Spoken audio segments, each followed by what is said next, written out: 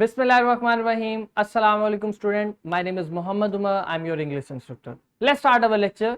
Here we have bridging. I hope all of you have solved it. And here is the answer of that bridging. Let's see what the learning outcome we have today.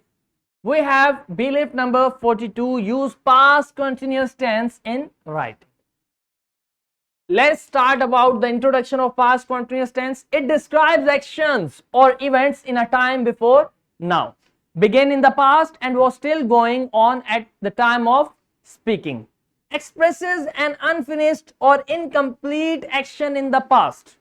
Simply, we can say that we use past continuous tense when we are talking about an action which is going on in the past before an other action. Here's formation, the past tense of be, which is was and were, and we also know these words as an auxiliary verb or helping verb. Verb ending in ing form. The past continuous tense is formed from the past tense to be, was, were, and verb ending with ing form. When we use it, we use the past continuous tense to describe the background in a story, to describe an unfinished action that was interrupted by another event or action. We also use to express a change of mind with wonder. And there is another possibility to make a polite request. We also use present continuous tense for something that was happening again and again in the past. And lastly, we use past continuous tense with verbs which show change or growth. Here we have formula in which we start with subject.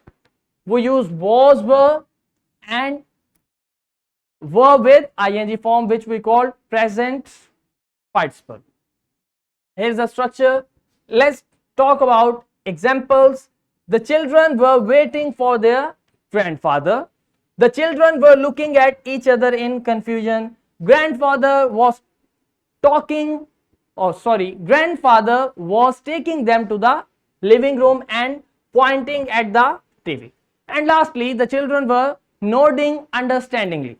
Here you can see that all these actions are continuous and happening in the past. In negative sentence, we just add not after our auxiliary verb or be verb, which is was and were, and the remaining formula will be same. You can see we just place not after were or was, and it will become a negative sentence. In interrogative sentence, we just place our auxiliary verb or be verb was, were in the start and placed question mark in the last. We use these tenses to inquire about something, to interrogate about something. Here you can see we have the same examples, but this time the auxiliary verb or be verb is in the start and the question mark in the end of the sentence.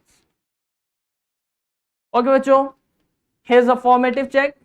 Solve it in your class, and here's a try. Solve it at your home. I hope this lecture will be helpful for you. Do your homework. Allah.